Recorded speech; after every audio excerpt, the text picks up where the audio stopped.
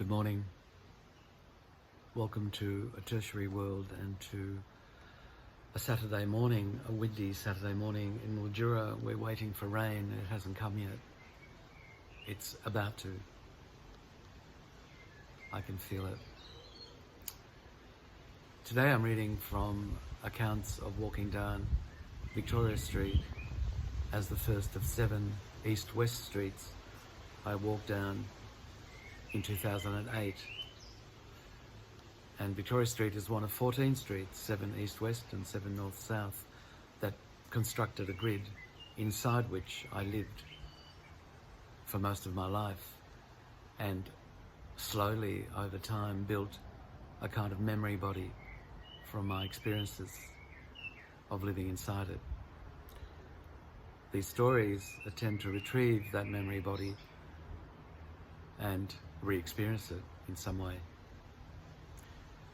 Victoria Street is the colour red as the first of 7 streets, and this memory is yellow as the third memory. It's Victoria Market.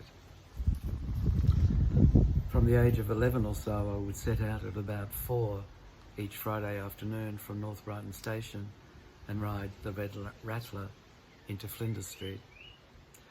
I would get out at the Elizabeth Street exit and take the tram to the corner of William and Victoria to meet my mother at the pharmacy she worked in.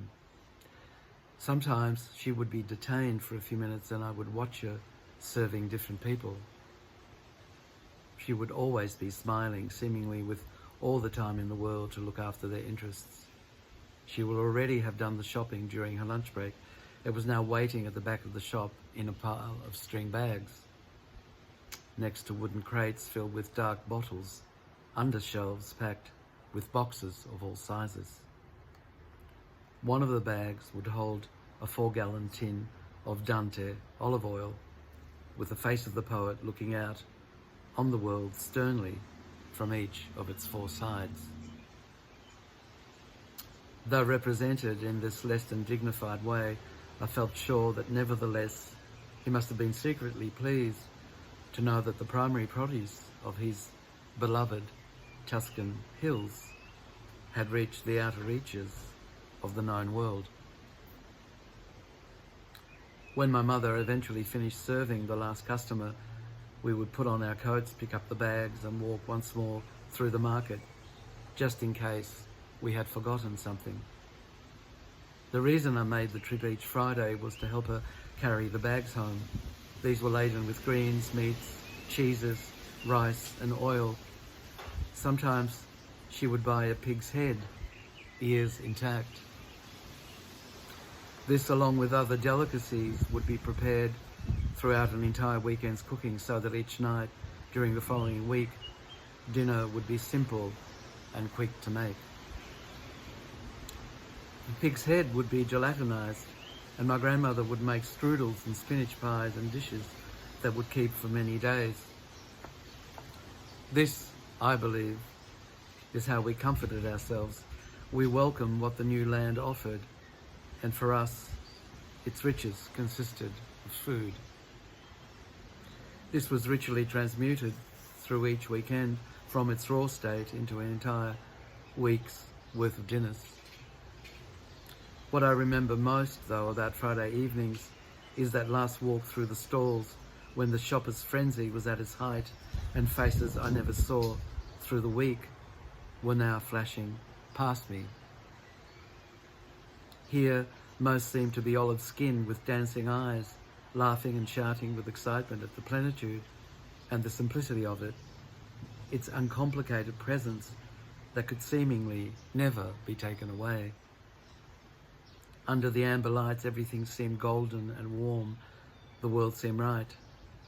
I imagine everyone in their homes on Friday evenings during dark and wet July, stacking food away in ice boxes and pantries, feeling safe and thankful that the miracle had taken place once more. Occasionally on those Fridays, when her Italian magazine subscriptions arrived, my mother would begin leafing through 1 or 2 of them on the platform as we sat and waited for the train. "They all came today," she would say excitedly, pointing with a forehead at the small pile of multicoloured magazines in her lap. She was 32 years old. Eventually the train arrived and we would find a cosy corner. I would always try and sit next to the window, and while she read, I would look out over the darkened backyards flashing past. It was very comforting to feel the rhythm of the wheels and tracks rattling under me while watching my mother deeply absorbed for a few minutes in a world I knew little about. I would occasionally see a brightly lit kitchen window come into view for a second or two, people floating as if suspended inside its frame. I wondered who among them could possibly be as happy as us, on our way home with shopping bags full of good things and with a weekend to come. Even the great poet's inscrutability seemed at such moments slightly diminished, as he benevolently looked on to our world through small gaps in the string bag. I learned to take comfort from his silent suffering and to make it mine.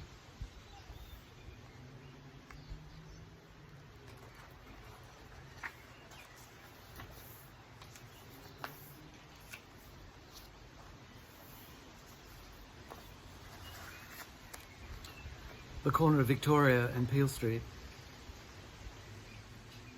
another Victoria Street memory.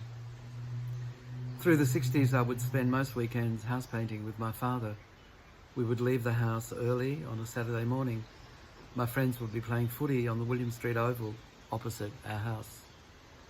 We would walk in silence to North Brighton Station and travel into the city.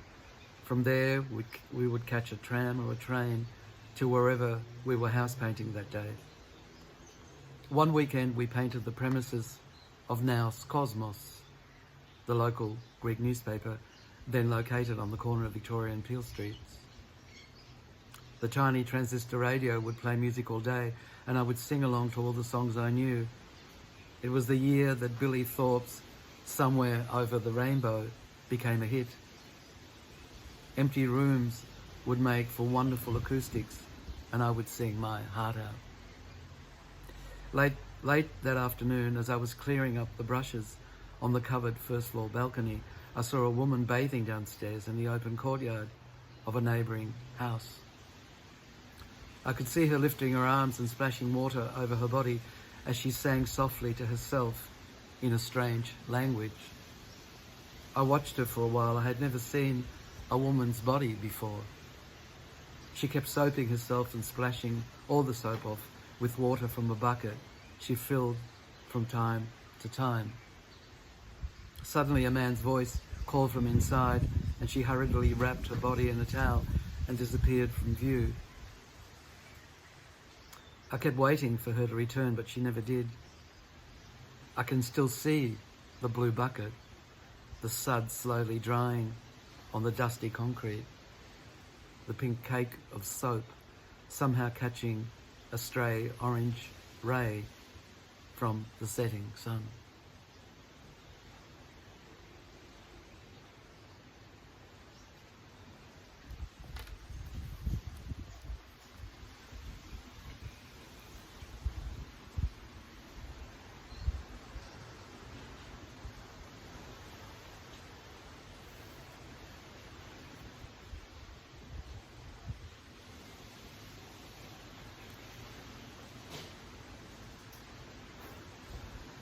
Until tomorrow, some more memories from Victoria Street.